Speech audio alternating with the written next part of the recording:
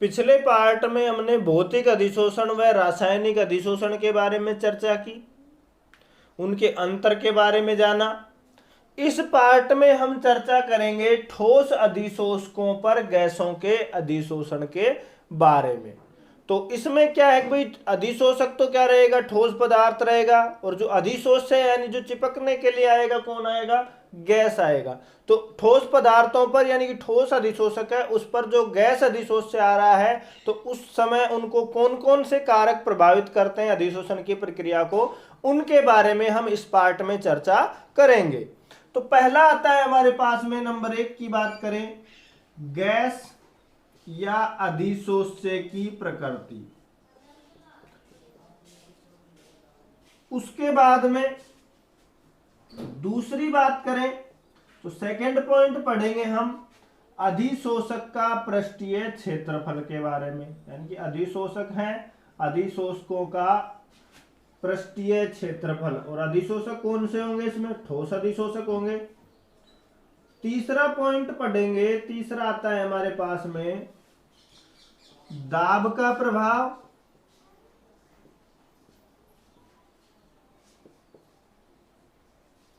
चौथा आता है ताप का प्रभाव।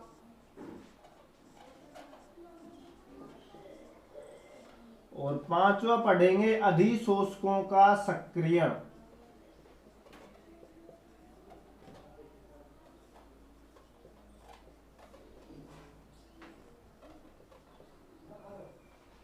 इन पॉइंटों के बारे में हम इस पार्ट में चर्चा करेंगे।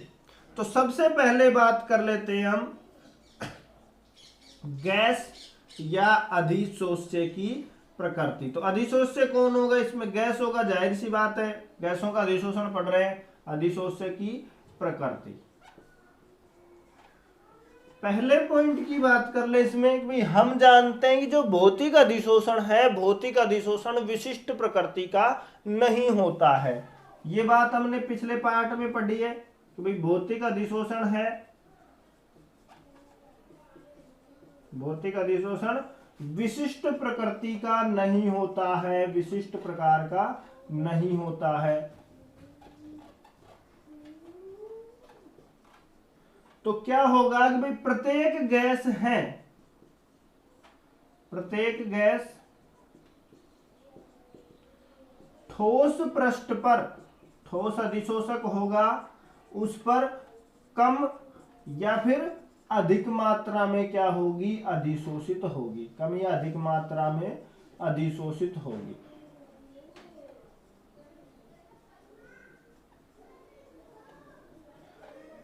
परंतु सरलता से द्रवित होने वाली गैसें हैं,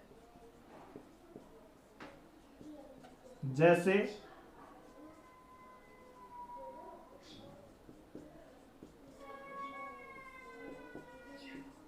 सरलता से द्रवित होने वाले गैसों की बात करें एग्जाम्पल की, सल्फर डाइऑक्साइड है, HCl है, CO2 है, अमोनिया है। ये जो गैसें हैं सरलता से द्रवित होने वाली गैसें, जैसे sulphur dioxide, HCl, carbon dioxide, ammonia आदि। स्थायी गैसों, स्थायी गैसों के एग्जाम्पल की बात करूं मैं तो स्थायी गैसें कौन कौन सी, जैसे ऑक्सीजन है,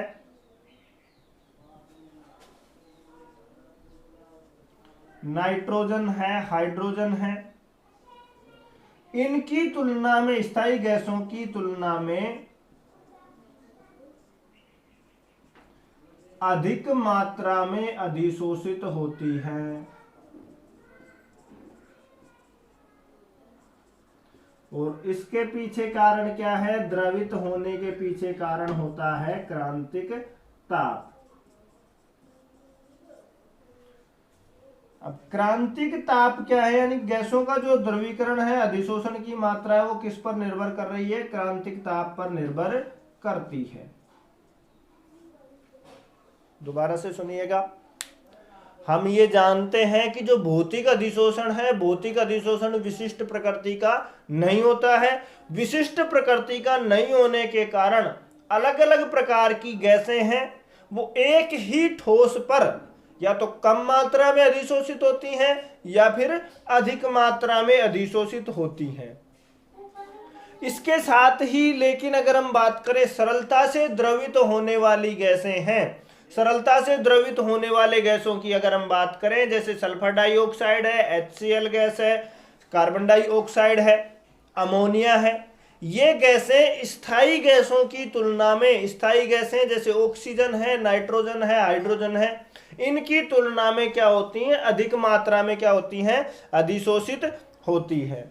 और किसी भी गैस की जो द्रवित होने की जो क्षमता है वो किस पर निर्भर करती है, क्रांतिक ताप पर निर्भर करती है।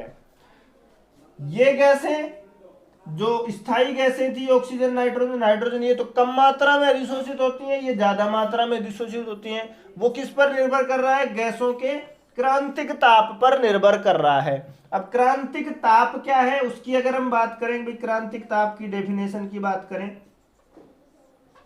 क्रांतिक ताप क्या है, तो किसी गैस का वह न्यूनतम ताप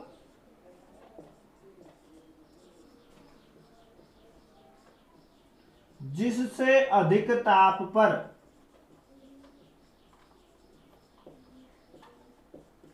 उस गैस का द्रवीकरण संभव नहीं है, यानी कि उससे अधिक ताप पर हम उसको द्रव अवस्था में नहीं ला सकते हैं, द्रवीकरण संभव नहीं है, चाहे दाब कितना ही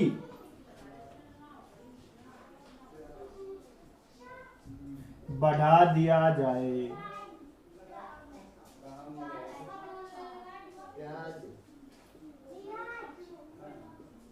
वो क्या कहलाता है, उस गैस का क्रांतिक ताप कहलाता है। क्रांतिक ताप कोई भी गैस है उसका वो न्यूनतम नीचे से नीचे का ताप है, भाई उससे अधिक यदि हम ताप बढ़ा दें तो वो गैस गैसीय अवस्था से द्रव अवस्था में नहीं आ सकती है, चाहे दाब को हम कितना ही इंक्रीज क्यों ना कर दें, वो क्या कहलाता है, क्रांतिक ताप कहलाता है।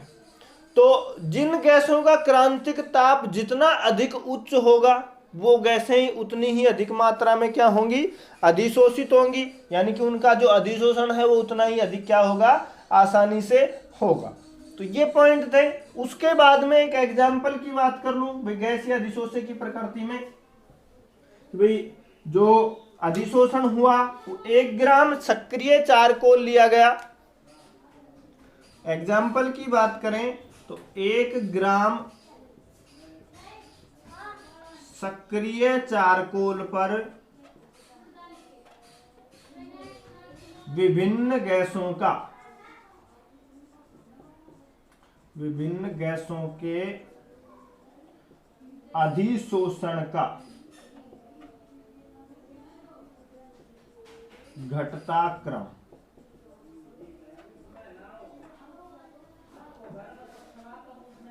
एक ग्राम चारकोल लिया गया, उस चारकोल पर विभिन्न प्रकार की गैसों का अधिशोषण करवाया गया। कौन सी गैसें अधिक मात्रा में अधिशोषित हुई और कौन सी कम मात्रा में अधिशोषित हुई, उसके घटते क्रम की बात करें तो सर्वाधिक मात्रा में अधिशोषित हुई सल्फर डाइऑक्साइड।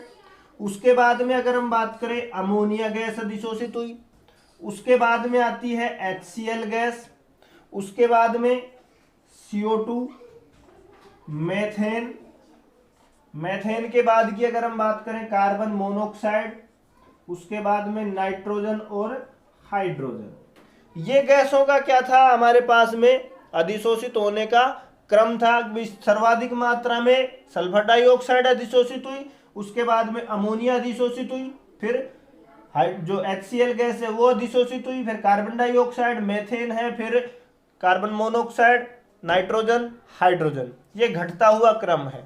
उसके बाद में इनके क्रांतिक ताप की बात करें तो क्रांतिक ताप था केल्विन में मापा गया है। तो इसकी अगर हम बात करें तो सल्फर डाइऑक्साइड का जो क्रांतिक ताप है वो 430 केल्विन, अमोनिया का 406 केल्विन, उसके बाद में इसका 300 HCl का 324 केल्विन, CO2 का 304 केल्विन, उसके बाद में मेथेन का 190 केल्विन। जो मेथेन के बाद में आती है हमारे पास में जो कार्बन मोनोऑक्साइड है, कार्बन मोनोऑक्साइड का आता है 134 केल्विन। उसके बाद में नाइट्रोजन का आता है 126 केल्विन और इसका आता है 33 केल्विन। तो ये था इन सभी गैसों का क्रांतिक ताप।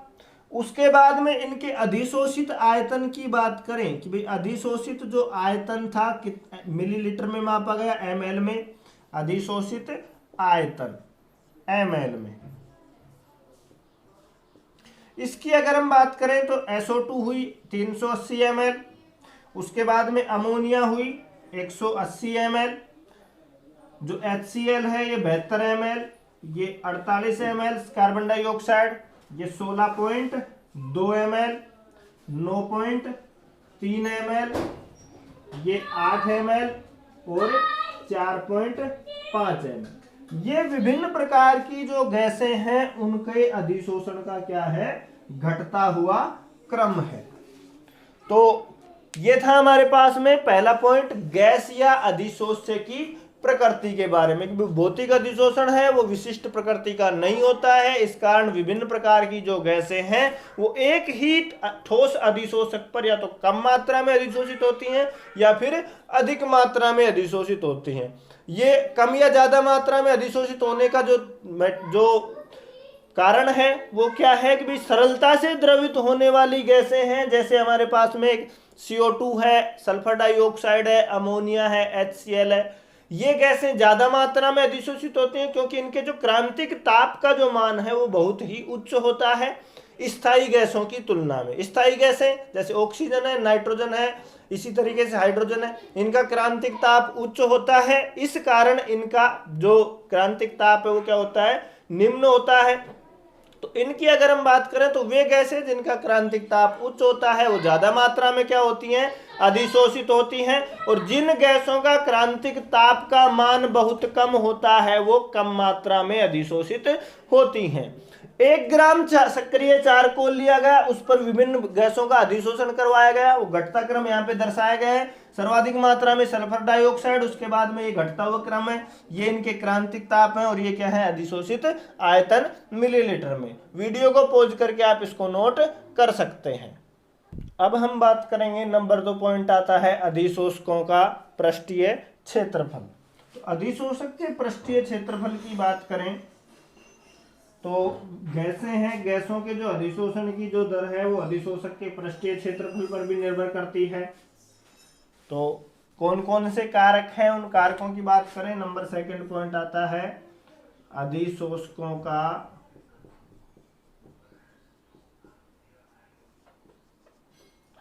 पृष्ठीय क्षेत्रफल।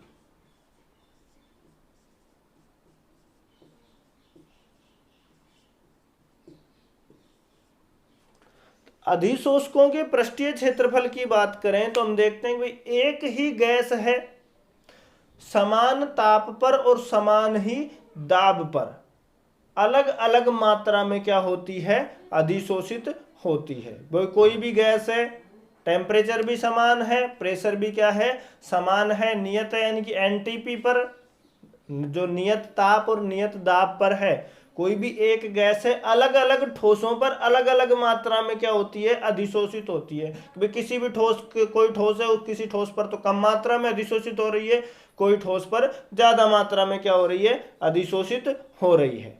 तो उसके पीछे का कारण क्या है, तो उस कारण की बात करें, कठोर तथा रंध्रहीन पदार्थ होते हैं, उन पर तो जो गैसें हैं उनका अधिशोषण कम मात्रा में होता है। उसके बाद में चूर्णित अवस्था में है या रंध्र युक्त पदार्थ है, रंध्र युक्त ठोस हैं जिनमें रंध्र पाए जाते हैं, छोटे छोटे छिद्र पाए जाते हैं, उन पर अधिशोषण क्या होता है, ज्यादा मात्रा में होता है।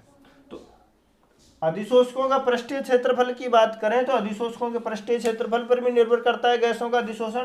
कठोर पदार्थ है, रंध्रहीन पदार्थ है, उस पर अधिशोषण कम होगा गैसों का, और कोई चूर्णित अवस्था में पदार्थ है, रंध्र युक्त पदार्थ है, यानी कि उसमें छिद्र वगैरह पाए जा रहे हैं, खुरदरा वगैरह है, तो उसमें अधिशोषण क्या होगा, अधिक मात्रा में होता है। जैसे एग्जाम्पल की बात करें, भाई ये बोर्ड है हमारे पास में, एकदम प्लेन है, इस पर अधिशोषण, और दूसरा ले लें भाई, दूसरा जैसे खड्डेदार या बिल्कुल रंध्र युक्त बोर्ड है हमारे पास में जिसमें गड्ढे हो रखे हैं, तो उस पर अधिशोषण ज्यादा मात्रा में होगा बजाय जो ये बोर्ड है इसकी अपेक्षा। तो इनकी अगर हम बात करें, विभिन्न धातुओं का अधिशोषण करवाया गया, विभिन्न धातुओं पर जो अधिशोषण का जो क्रम है, घटते हुए क्रम की बात करें, तो सबसे अधिक मात्रा में जो अधिशोषण होता है कोलाइडी अवस्था में, जो पैलेडियम होता है उस पर होता है, उसके बाद में होता है प्लेटिनम धातु पर, उसके बाद में आता है गोल्ड, ओरम, और लास्ट में आता है निकिल। तो ये विभिन्न धातुओं पर गैसों के अधिशोषण का क्या है, घटता हुआ क्रम है। इसी के अंतर्गत एक और टॉपिक आता है विशिष्ट क्षेत्रफल।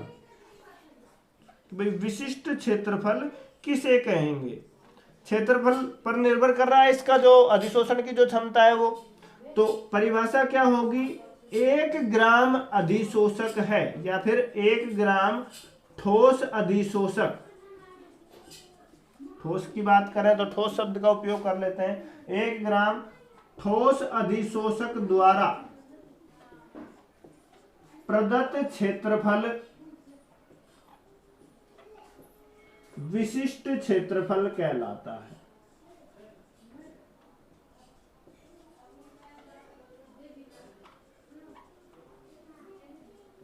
उम्मीद करता हूं नंबर 2 पॉइंट समझ में आया होगा। अधिशोषकों का पृष्ठीय क्षेत्रफल, कि भाई हम देखते हैं कि भाई समान ताप और समान दाब पर जो एक ही गैस है वो अलग अलग ठोसों पर कम मात्रा में अधिक मात्रा में अधिशोषित होती है।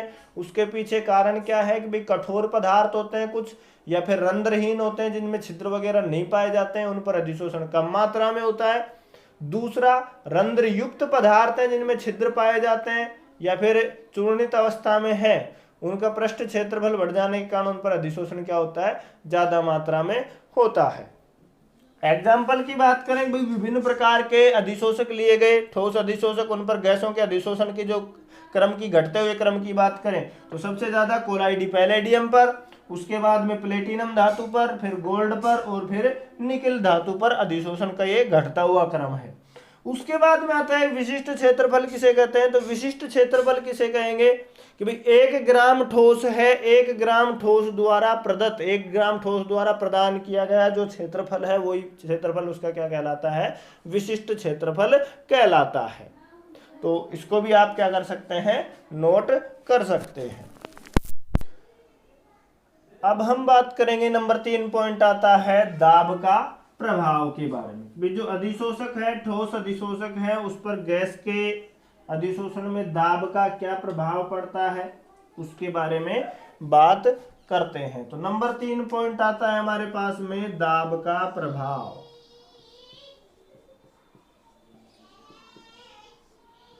दाब के प्रभाव की बात करें तो दाब का जो प्रभाव है, कोई भी गैस है, किसी गैस की जो प्रति इकाई द्रव्यमान है वो अधिशोषक पर जो अधिशोषण की जो मात्रा है वो गैस के दाब पर निर्भर करती है। कहने का मतलब ये है कि भाई कोई भी ठोस पदार्थ है, उस ठोस पदार्थ पर जो गैस की जो अधिशोषण होगा, वो अधिशोषण की जो मात्रा है वो किस पर निर्भर करती है, दाब पर निर्भर करती है।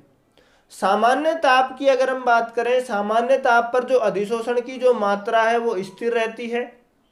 इसके साथ ही निम्न ताप पर निम्न जो ताप है उस पर यदि हम दाब बढ़ाते हैं तो अधिशोषण की मात्रा क्या होती है, बढ़ती है। नॉर्मल जो टेम्परेचर है उस पर अधिशोषण की मात्रा क्या है, स्थिर अवस्था में रहती है। लेकिन निम्न ताप पर यदि हम दाब बढ़ाते हैं तो अधिशोषण की मात्रा बढ़ती है, और उच्च ताप पर यदि हम दाब बढ़ा रहे हैं तो अधिशोषण की मात्रा पर कोई प्रभाव नहीं पड़ता है। यानी कि एक स्थिति ऐसी आ जाती है जिसको संतृप्ति दाब कहते हैं, पीएस के द्वारा दर्शाते हैं, अभी ग्राफ के बारे में पढ़ेंगे इसमें। तो एक स्थिति ऐसी आ जाती है कि भाई निम्न ताप पर हम दाब को बढ़ाए जा रहे हैं, तो एक स्थिति ऐसी आएगी कि भाई अधिशोषण की जो क्षमता है वो विशोषण की क्षमता के क्या हो जाती है, बराबर हो जाती है। तो उनको एक अधिशोषण समतापी वक्र के द्वारा दर्शाते हैं। तो बात कर लेते हैं इसी के अंतर्गत भी अधिशोषण समतापी क्या होता है। वैसे इसके बारे में एक स्पेशल अलग टॉपिक में भी पढ़ेंगे अधिशोषण समतापी के बारे में। तो आता है हमारे पास में अधिशोषण समतापी। अधिशोषण समतापी किसे कहते हैं भाई, एक निश्चित ताप पर, ताप कैसा है, निश्चित है, एक निश्चित ताप पर अधिशोषित गैस की मात्रा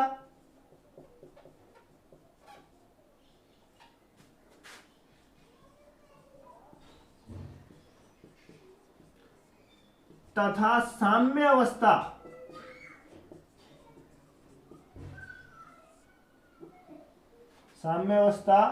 पर दाब P के मध्य जो संबंध होता है उसे हम क्या कहते हैं, अधिशोषण समतापी कहते हैं।